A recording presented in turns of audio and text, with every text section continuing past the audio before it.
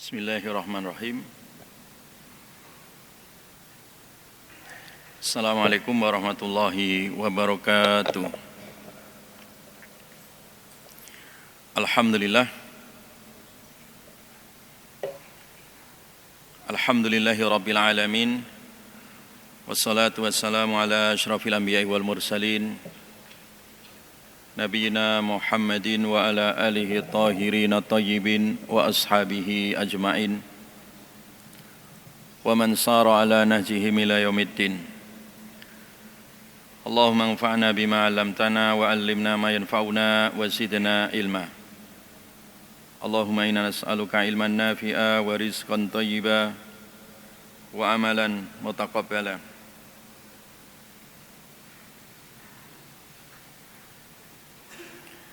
Amma ba'du, jamaah sekalian yang diberkahi oleh Allah Subhanahu wa taala, alhamdulillah pada kesempatan yang berbahagia ini kita hadir kembali di majelis ilmu yang insyaallah pada kesempatan ini kita akan membahas metode pendidikan keluarga yang Allah sebutkan di dalam Al-Qur'an bahwa berkeluarga itu menjadi sunnatullah yang ada di muka bumi ini. Karena Allah menciptakan manusia untuk berpasang-pasangan alias berkeluarga. Wa min kulli syai'in khalaqna zawjaini la'allakum tadhakkarun Jadi dari segala sesuatu kami telah menciptakan makhluk ini secara berpasangan Nah, di dalam berpasangan di kehidupan keluarga ini ada tuntunan, aturan yang Allah berikan agar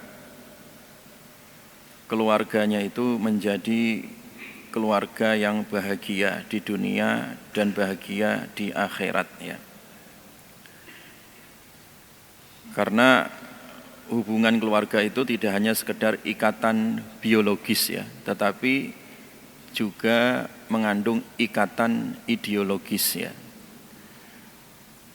Dan ikatan di dalam kehidupan yang keterkaitannya dengan hubungan sosial kemanusiaan itu adalah ikatan kehidupan keluarga.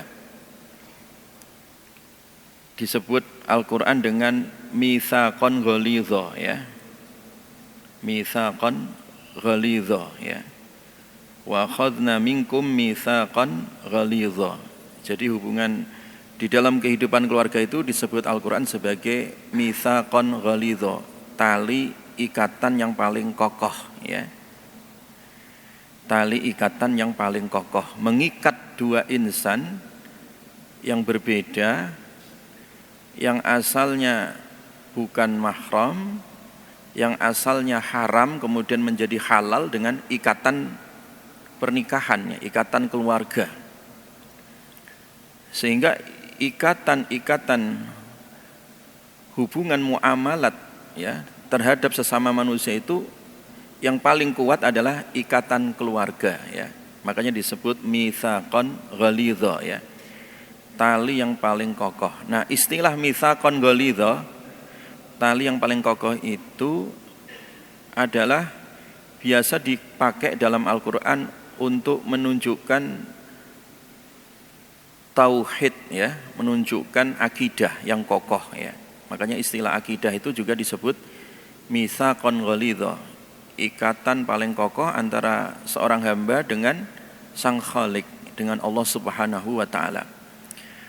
Dan mitsaqan ghalidha juga itu digunakan oleh Allah Subhanahu wa taala dalam Al-Qur'an untuk menunjukkan hubungan atau ikatan para nabi dan rasul yang mereka diutus oleh Allah untuk menyampaikan risalah tauhid ke dunia ini. Itu disebut juga mitsaqan ghalidha disebut sebagai mitsaqan ghalidha disebutkan dalam surat Al-Ahzab itu Allah Subhanahu wa taala ketika mengambil sumpah atau janji atau ikatan dengan para nabi dan rasul, wa id akhadna minan nabiyyina mitsaqahum, dan ingatlah ketika kami mengambil perjanjian dari para nabi, ya.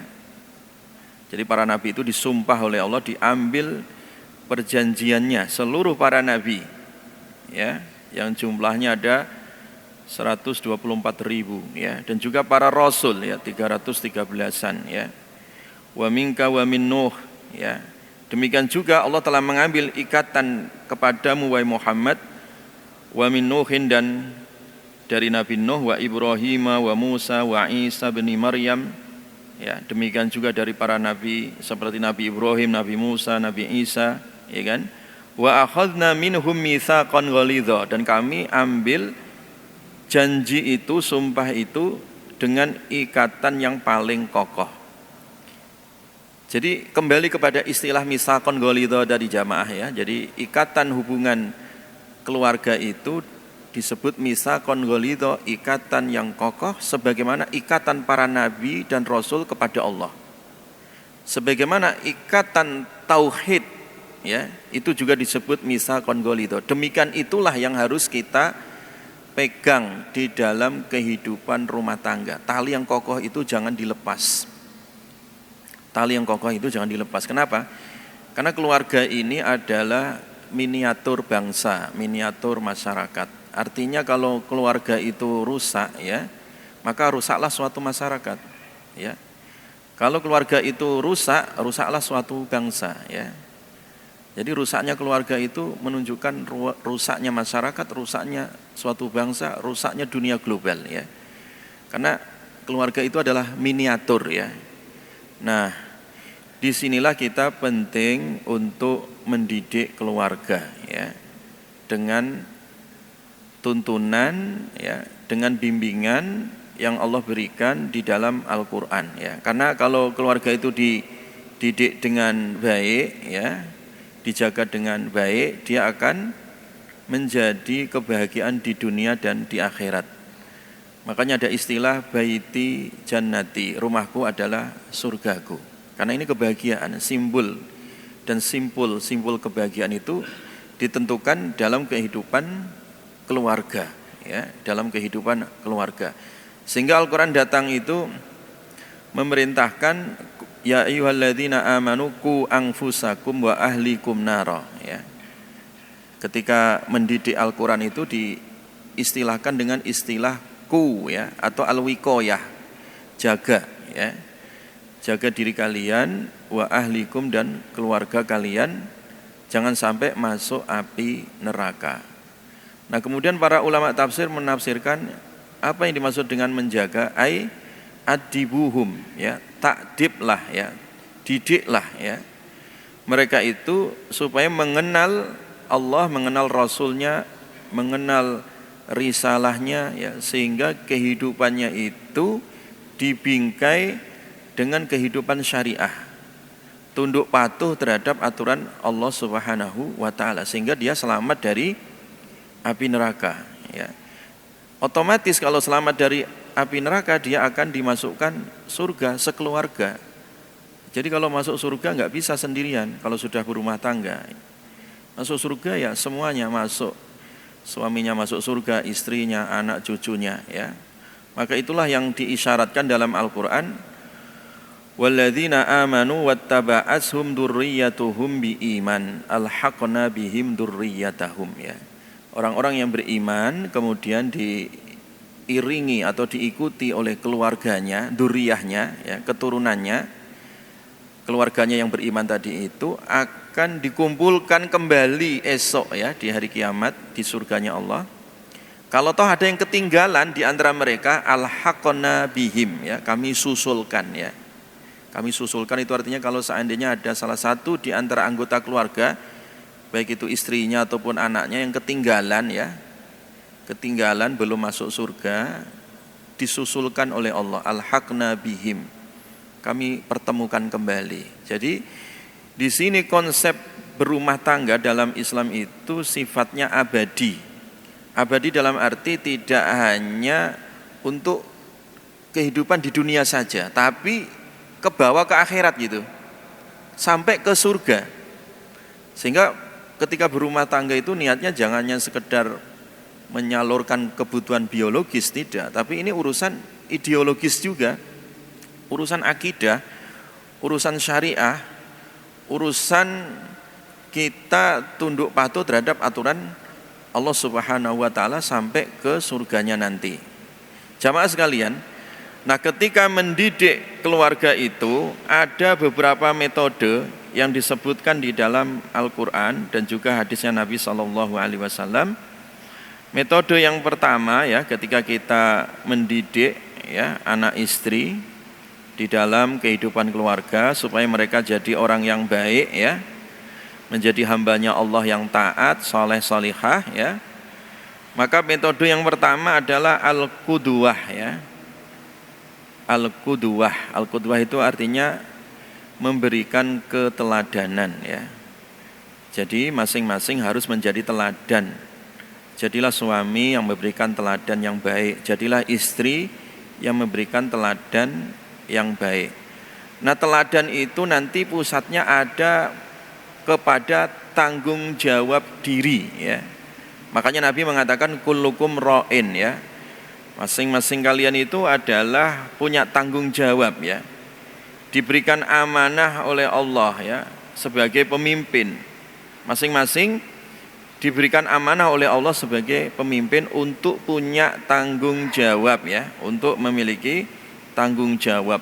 Warrajulu ra'in ala ahli baitihi. Suami itu punya tanggung jawab terhadap keluarganya, anak istrinya ya. Makanya seorang suami itu harus menjadi qawwam ya. Ar-rijalu qawwamuna 'alan nisa. Laki-laki atau suami itu harus sebagai qawwam. Qawwam itu asal katanya dari kata qoma yakumu qaimun ya. Kemudian diikutkan wazan fa'al ya. Jadi qawwam artinya orang yang berdiri tegak ya. Tegak sebagai teladan ya.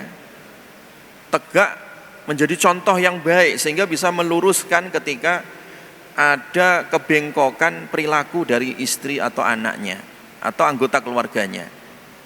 Jadi menjadi contoh suami ya. Nah, hari ini problematika kehidupan keluarga ya yang kemudian anaknya ya tawuran atau keluarganya berantakan, itu salah satu penyebabnya adalah karena tidak ada keteladanan, tidak ada contoh. Banyak hari ini anak-anak yang menjadi yatim bukan gara-gara bapaknya meninggal dunia, tapi yatim disebabkan karena tidak ada figur yang dicontoh di rumah ya. Ayahnya nggak bisa jadi contoh, anak kehilangan figur. Walaupun bapaknya masih hidup, ayahnya masih hidup, itu status anak sebenarnya laksana anak yatim ya, kehilangan induknya, kehilangan ayahnya. Makanya ada satu kaidah ya di dalam sebuah syair itu dijelaskan, laisal yatimul ladzi qad mata waliduhu. Tidak disebut anak yatim gara-gara kedua orang tuanya meninggal, bapaknya meninggal. Ya memang secara fikih ya disebut anak yatim itu kalau bapaknya udah nggak ada, bapaknya meninggal, itu anak yatim ya. Tetapi ada yang lebih yatim daripada anak yatim ya. Innal yatima yatimul ilmi wal adabi.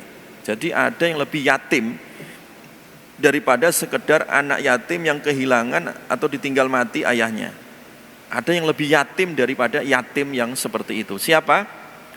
Yaitu yatimul ilmi wal adabi. Anak yang yatim gak punya contoh dari ayahnya ya, dari orang tuanya, sehingga dia tidak mengenal ilmu, tidak mengenal adab. Kehadiran orang tua tidak menjadi figur ya, tidak menjadi contoh bagi anak-anaknya. Nah, walaupun masih hidup, sebenarnya kehidupannya nggak ada manfaatnya itu untuk anak-anaknya ya, karena nggak bisa jadi contoh. Maka oleh karena itu dalam mendidik ya keluarga supaya mereka punya karakter Islami, yang pertama harus menjadi qudwah ya, menjadi contoh, memberikan teladan yang baik ya. Kalau nyuruh anaknya sholat, ya bapaknya ya harus sholat.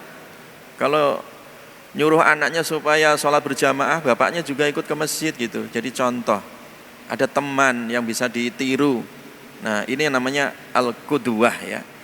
Nah, kalau ada qudwah, contoh yang baik, maka anak itu juga meniru.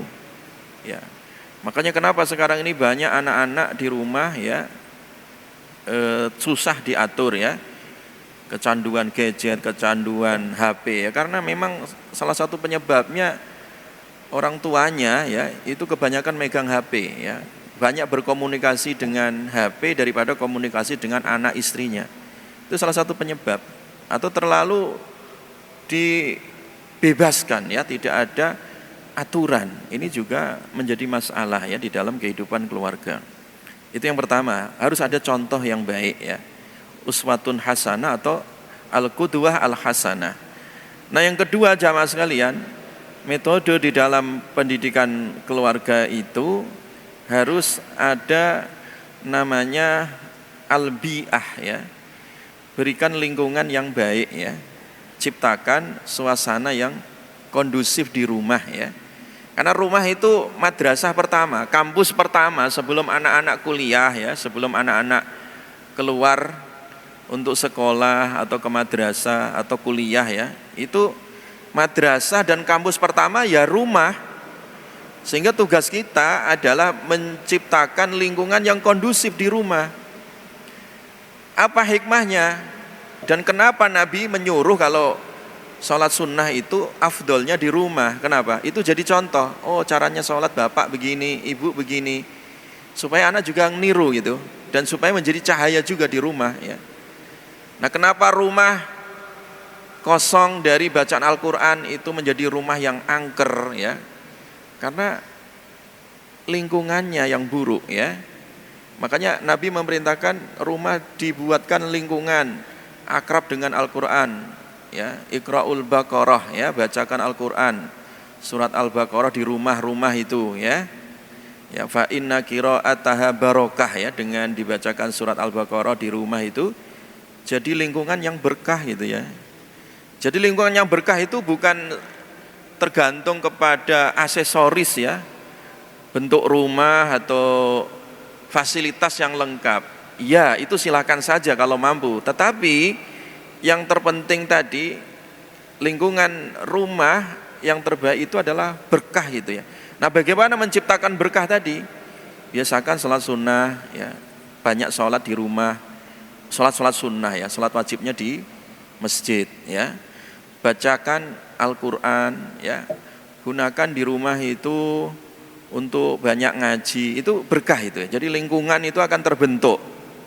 Karena dalam ilmu pendidikan Islam, lingkungan itu juga berpengaruh ya. Dalam teori itu berpengaruh. Makanya Nabi mengingatkan bahwa kullu mauludin yuladu alal fitrah ya. Setiap anak yang lahir itu fitrah, dia bersih itu.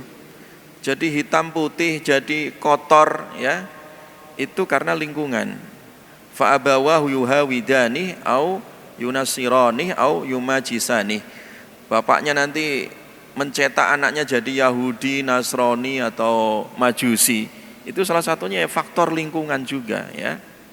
Faktor lingkungan. Maka tugas kita adalah menciptakan lingkungan yang kondusif ya. Itu akan membekas, memudahkan anak-anak untuk belajar menjadi orang yang baik. Keluarga juga menjadi keluarga yang baik ya. Makanya kalau mampu ada rezeki rumah, sediakan ada mihrabnya di rumah itu ya. Ada musolanya kalau ada mampu ya. Kalau enggak ya minimal ada sajadah di situ ya. Karena dulu para sahabat itu kenapa? Salah seorang sahabat mengundang Nabi untuk datang ke rumah ya. Dan Nabi menunjukkan, dan sahabat itu menunjukkan supaya Nabi itu sholat di musolanya ya, di tempat rumahnya tadi. Ya keberkahan tadi, rumah itu kalau dipakai sholat, dipakai baca Quran ya, diundang orang-orang yang soleh, yang baik untuk mendoakan, itu lingkungan rumah menjadi berkah. Nah, kemudian yang berikutnya jamaah sekalian, metode berikutnya adalah at-ta'lim ya. At-ta'lim. At-ta'lim itu artinya diupdate keilmuan ya. Ajari anak-anak ya. Ajari tentang halal haram, ajari tentang hukum ini boleh, ini tidak boleh ya. Jadi harus ada taklim. Jadi literasi keluarga harus terus ditingkatkan. Jangan hanya sekedar keluarga itu kumpul-kumpul, makan-makan, jalan-jalan, iya sesekali boleh, tidak dilarang itu. Tetapi yang sering terlewatkan itu kajian atau literasi keluarga itu jarang. Obrolannya hanya sekedar obrolan masalah dunia, hanya masalah urusan perut ya, urusan yang sifatnya materialistik itu. Sementara obrolan-obrolan atau dialog diskusi tentang masalah hukum, kita punya anak perempuan ya. Jangan sampai enggak ngerti hukum tentang haid, hukum tentang istihadah, hukum tentang nifas, karena anak perempuan sebentar lagi dia jadi anak gadis, dia akan menikah ya. Anak laki-laki juga yang asalnya masih SD, TK, nanti sebentar lagi dia akan balik, diajarkan bagaimana mengenal tanggung jawab menjadi seorang yang mukallaf ya. Dan begitu seterusnya. Terus diupdate. Istrinya juga sama. Misalkan nggak bisa baca Quran, ya diajari. Kalau nggak bisa ngajari sendiri, datangkan guru. Nah, ini namanya taklim ya. Taklim ya. Jadi diajarkan. Kalau nggak diajarkan ya, sampai kiamat pun dia nggak akan pernah tahu. Nah, ini pentingnya meningkatkan literasi keluarga dengan banyak baca, belajar ya, mendatangkan ahli ilmu ya, memberikan wawasan ya, dan begitu seterusnya. Nah, kemudian yang berikutnya, metode yang berikutnya dalam pendidikan keluarga itu adalah at-ta'wid. At-ta'wid yaitu pembiasaan ya. Jadi untuk membentuk satu karakter itu perlu dibiasakan. Anak kalau masuk rumah nggak pernah salam, dibiasakan, diajari assalamualaikum ya. Setiap masuk rumah dibiasakan assalamualaikum. Kalau sulit ditempel di depan pintu, jangan lupa ucapkan salam. Karena manusia suka lupa juga, masuk asal masuk ke pintu kadang ya lupa saja, kadang ada kalanya orang buru-buru ya kan. Ada kalanya orang itu datang dalam keadaan ngantuk. Nah, tapi kalau di depan pintu ditulisi jangan lupa salam, itu dalam rangka pembiasaan namanya. Di depan rumah disediakan rak sepatu, rak sandal supaya setiap anak datang atau kita datang atau istri datang masuk ke rumah supaya rapi, ditata sandal di situ. Jadi dimulai hal-hal yang terkecil dengan pembiasaan yang baik, itu akan menjadi karakter. Karena karakter terbentuk itu karena kebiasaan, pembiasaan. Nah, kalau pembiasaannya males, ya males sampai nanti tua juga akan males. Contoh sederhana, kalau kita atau anak-anak itu dibiarkan kalau makan pakai tangan kiri, padahal dia tidak cacat gitu ya, itu nanti sampai tua itu makan akan pakai tangan kiri itu, serius itu ya. Walaupun dia tahu, tapi karena kebiasaannya begitu, terus terulang gitu sampai tua pun begitu. Ya, karena karakter itu muncul sebab dari pembiasaan. Tergantung pembiasaannya apa. Kalau memang pembiasaannya baik ya akan muncul karakter baik. Tapi kalau pembiasaannya buruk ya seperti itu, keburukan yang sudah terbiasakan. Jadi oleh karena itu dalam mendidik keluarga supaya memiliki karakter yang islami, biasakan ya, biasakan supaya dia itu ketika melakukan sesuatu ya karena sebab terbiasa, kalau itu adalah kebaikan, ya kebaikan itu yang muncul di dalam dirinya. Anak yang biasa dilatih ya untuk bangun subuh misalkan, nanti dia akan terbiasa bangun subuh. Kalau anak setiap adzan diingatkan nak sholat atau diajak sholat, dia nanti kalau enggak sholat itu ada sesuatu yang kurang. Kenapa? Karena memang sudah terbiasa gitu ya. Terbiasa itu akan mendarah daging di dalam dirinya ya, akan mendarah daging di dalam diri. Makanya biasakanlah dengan kebiasaan yang baik. Dan kebiasaan baik itu adalah kekuatan ya. The habit is power. Jadi bahwa kebiasaan itu adalah power, kekuatan ya. Kebiasaan baik itu adalah kekuatan mentalnya, kekuatan kepribadiannya, dan kekuatan perilakunya gitu.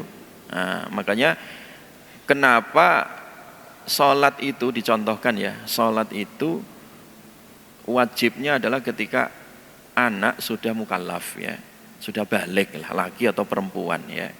Tetapi kenapa Nabi memerintahkannya sejak usia 7 tahun itu anak-anak sudah dibiasakan sholat ya, sudah diajak sholat, sudah diajari tata cara sholat, padahal sebenarnya dia belum wajib sholat. Tapi kenapa dimulai dari usia 7 tahun ya? Perintahkan 5 kali setiap hari, nak ayo sholat, walaupun masih 7 tahun, masih 5 tahun ya. Bahkan di dalam riwayat yang lain itu ketika anak sudah bisa membedakan tangan kanan dan tangan kirinya, ajak sholat. Lah anak sekarang usia 2 tahun, 3 tahun itu udah bisa tahu ini tangan kanan, tangan kiri. Jangan kan tangan kanan, tangan kiri, main HP itu udah canggih anak 3 tahun sekarang ya. Nah itu juga diajak sholat, diperintahkan gitu, diajari. Supaya nanti kalau sudah balik terbiasa gitu, karena sudah dibiasakan.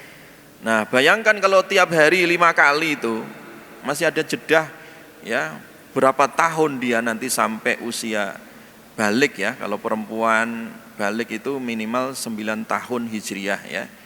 Kalau laki-laki ya rata-rata 12, 13, 15 itu sudah mulai balik ya. Jadi ada jarak waktu yang lama itu, berapa tahun itu. Kalau setiap hari kita ingatkan, kita ajak untuk sholat, itu lama-lama sholat menjadi sesuatu yang biasa. Nah inilah yang disebut dengan at-ta'wid, pembiasaan ya. Jadi biasakan yang baik. Wa'mur ahlaka bis-shalah ya, perintahkan, biasakan keluargamu untuk sholat.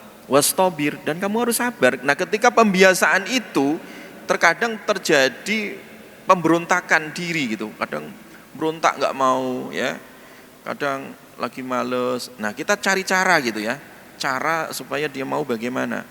Makanya disuruh sabar, wastabir ya, ekstra sabar ya ketika kita membiasakan keluarga kita ya, entah itu anak atau istri ya kan, atau kalau istrinya diuji dengan suaminya ya, suaminya dibiasakan juga bagaimana supaya pembiasaan baik itu menjadi budaya di tengah-tengah keluarga. Nah kemudian yang berikutnya adalah at-targhib wa tarhib ya, reward dan punishment. Artinya kita sebagai orang tua ya, kita sebagai penanggung jawab di keluarga itu hendaklah mengapresiasi ya. Kalau anaknya atau istrinya berbuat kebaikan, dibuatlah apresiasi, dikasih hadiah atau dipuji ya. Pokoknya kalau dia baik diapresiasi supaya apa? Berkelanjutan kebaikan itu. Nah, tapi kalau dia berbuat baik kemudian malah dicuekin gitu ya, lah anak besok dia tidak akan mau lagi gitu, karena merasa ini tidak ada apresiasi ya. Tetapi terus diajarkan apresiasi yang terbaik adalah ridhonya Allah. Nah kita apresiasi hubungan dengan sesama itu adalah dalam rangka untuk mengikat ya, mengikat hubungan baik saja. Tetapi apresiasi yang terbaik tadi diingatkan, nak sholat nak, nanti kamu diberi surga oleh Allah ya. Ya terkadang perlu dikasih hadiah, nak sholat ya nak, besok kita jalan-jalan gitu. Atau nak sholat, bukan nyogok ini, bukan. Ini yang namanya manusia itu tabiatnya suka dikasih hadiah. Memang begitulah manusia ya. Ya perlu diapresiasi kebaikan itu. Kebaikan itu perlu diberi apresiasi ya. Walaupun memang orangnya juga nggak butuh pamrih misalkan ya. Tetap ya namanya kita hubungan muamalah itu perlu apresiasi. Demikian juga selain kita ada targhib, memberikan apresiasi yang baik, juga ada tarhib ya. Tarhib itu artinya ya butuh didisiplinkan gitu ya, penegakan aturan. Kalau memang dia melanggar ya jangan dibiarkan. Karena kalau dibiarkan itu pembenaran namanya. Anak salah, ya jangan dibiarkan. Kasih tahu kalau itu salah. Kalau toh belum bisa berhenti dari kesalahannya, minimal dia sudah tahu apa yang dikerjakan itu enggak benar. Tapi kalau salah dibiarkan seakan-akan itu benar gitu ya. Ya, makanya ini penting adanya targhib dan tarhib, mengingatkan itu penting. Makanya dulu penasihat Hitler ya, ketika Hitler itu seorang diktator ya, pembunuh ulung ya, tokoh yang paling diktator Hitler itu ya, itu punya penasehat ya, ketika penasihatnya itu mengatakan bahwa satu keburukan ketika diteriakkan 1000 kali atau 1.000.000 kali, itu opini yang terbangun di tengah masyarakat itu seakan-akan keburukan jadi kebaikan ya. Keburukan yang kemudian diteriakkan tiap hari 1000 kali, 1.000.000 kali, itu opini yang terbangun di masyarakat itu seakan-akan benar padahal salah itu. Nah ini teorinya Hitler itu ya, teorinya penasihatnya tadi. Jadi keburukan saja kalau disosialisasikan seakan-akan itu baik gitu. Nah opini yang terbentuk di masyarakat ya seakan-akan baik, walaupun keburukan nggak akan pernah menjadi kebaikan. Tetapi memang teori komunikasi begitu ya. Nah maka oleh karena itu jangan dibiarkan ya, karena dibiarkan keburukan terus terulang dan tidak dibenarkan ya seakan-akan keburukan itu menjadi pembenaran. Nah inilah pentingnya tadi ada apresiasi tetapi juga ada pendisiplinan dan juga peringatan. Dan yang terakhir adalah didoakan ya, didoakan. Sejuta metode yang kita gunakan untuk mendidik keluarga itu tidak ada artinya. Karena itu sifatnya hanya ikhtiar saja kalau tidak diiringi dengan doa. Al-Quran menyebutkan anaknya Nabi Nuh ya, anaknya Nabi Lot dan juga istrinya ya, Nabi Nuh, Nabi Lot itu kafir, murtad ya. Padahal Nabi Nuh dan Nabi Lot itu seorang nabi, seorang rasul, sudah menjadi contoh yang baik. Kan tadi saya sebutkan teori untuk mendidik keluarga kan metodenya dengan cara contoh yang baik. Belum tentu juga terkadang udah dikasih contoh yang baik tetap tidak baik, tidak mau meniru. Nah ini banyak juga kasus terjadi. Termasuk tadi Nabi Nuh, Nabi Lot itu juga sudah memberi contoh yang baik. Wong Al-Quran menyebutkan daraballahu masalan lil ladzina kafaru imra'ata Nuhi wa imra'ata Lut. Kanata tahta abdaini min ibadina salihaini fa khanatahuma, dalam surat At-Tahrim itu ya. Allah membuat permisalan ini ya, yaitu keluarga Nabi Nuh dan keluarga Nabi Lut ya, istrinya dan anaknya itu kafir dua-duanya. Nah, padahal ya keduanya tadi itu di bawah pendidikan atau diasuh oleh dua orang hamba kami yang saleh, yaitu Nabi Nuh, Nabi siapa? Loh, tetapi fakhanatahuma, tetapi tetap saja mereka berkhianat alias murtad gitu. Ya kan? Istrinya Nabi Nuh murtad, Nabi Lut istrinya juga murtad, anak-anaknya juga murtad tadi. Ya, kita kenal dengan istilah di Quran itu bagaimana Nabi Nuh ketika menyelamatkan seluruh kaumnya untuk naik ke perahu dan tersisa anaknya, Nabi Nuh juga khawatir kalau anaknya tenggelam. Dipanggil tidak mau, sa'awi ila jabalin, saya akan naik ke atas gunung. Saking durhakanya itu, enggak mau ikut bapaknya ya. Itu anaknya Nabi Nuh ya. Apa yang menyebabkan tadi? Faktor apa? Padahal keteladanan sudah ada. Semua metode sudah dipakai oleh Nabi Nuh, Nabi Lut tadi. Faktor apa yang tertinggal? Apa yang menyebabkan mereka belum beriman? Yaitu faktor hidayah ya, faktor hidayah. Belum dikasih hidayah oleh Allah. Nah, oleh karena itu jamaah sekalian ya, jamaah sekalian, faktor yang terpenting di dalam mendidik keluarga itu jangan lupa banyak didoakan. Ya. Kadang sekolahnya udah mahal, internasional, udah didatangkan guru, udah dipesantrenkan, udah dibiayai habis-habisan. Orang tua kadang kecewa, anaknya kok begini-begini wae itu ya. Masih seperti ini. Nah, apa yang kurang? Apa yang kurang? Didoakan jamaah sekalian. Kita bermunajat kepada Allah tiap sujud, anak didoakan, istri didoakan. Tiap tengah malam, sepertiga malam terus didoakan. Rabbi habli minas salihin, ya Allah berikan keluarga yang saleh ya. Rabbana hablana min azwajina wa dzurriyyatina qurrata a'yun, itu jangan lupa dibaca terus. Ya Allah berikanlah keluarga keturunanku ini ya sebagai qurrata a'yun ya. Qurrata a'yun ya. Ngelihat suaminya kok enggak sadar-sadar ya kan. Masih seneng main judi online ya, istrinya doakan terus. Jangan berantem saja, berantem nggak selesai juga ya, didoakan terus, bermunajat.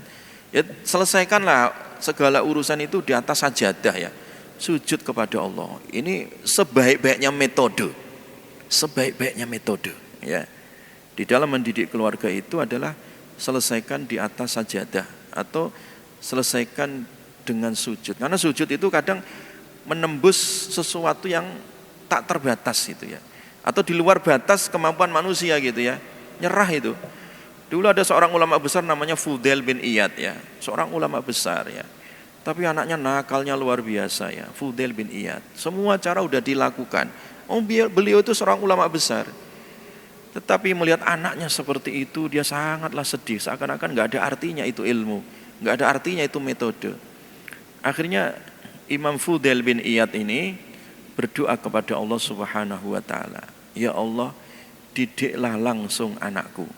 Saya udah gak mampu didik anakku ini. Diserahkan kepada Allah. Nah, tidak lama kemudian ya para ulama kemudian menyebutkan sejarah ya atau kisah putranya Fudail bin Iyad. Dan mereka menyaksikan, aku melihat setelah peristiwa doa itu anaknya Fudail bin Iyad itu lebih alim daripada ayahnya sendiri gitu. Lebih zuhud daripada zuhudnya Fudail bin Iyad. Ini sebab doa gitu ya. Hidayah dari Allah Subhanahu wa taala. Maka sekali lagi sebaik-baiknya metode di dalam mendidik keluarga itu adalah berdoa kepada Allah Subhanahu wa taala. Lalu berikan keteladanan, pembiasaan, ya kan? Tegakkan kedisiplinan, ya, berikan reward dan punishment tadi, ya, dan seterusnya. Itu metode-metode susulan, ya. Tapi yang paling penting banyak saja didoakan, ya. Tetapi tetap ikhtiar, siapkan, sediakan lingkungan yang terbaik, ya. Itulah metode pendidikan keluarga yang Allah sebutkan di dalam Quran dan juga tadi hadis Nabi Sallallahu Alaihi Wasallam ya. Mudah-mudahan kita semua dan keluarga kita semua menjadi keluarga yang sakinah, mawaddah, warahmah. Untuk kajian lebih lanjutnya saya sudah nulis satu buku ini, bisa diakses di YouTube, ada kajiannya juga. Saya kasih judul Al-Arba'ina Al-Mitsaqiyah fil Huquqiz Zaujiyah ya. Jadi 40 hadis ya tentang pendidikan keluarga ya. Itu untuk lebih lanjutnya nanti di sini banyak sekali hadis-hadisnya ya. Ini hanya sekedar pengantar ya. Wallahu a'lam bishawab. Subhanakallahumma bihamdika asyhadu an la ilaha illa anta astaghfiruka. Assalamualaikum warahmatullahi wabarakatuh.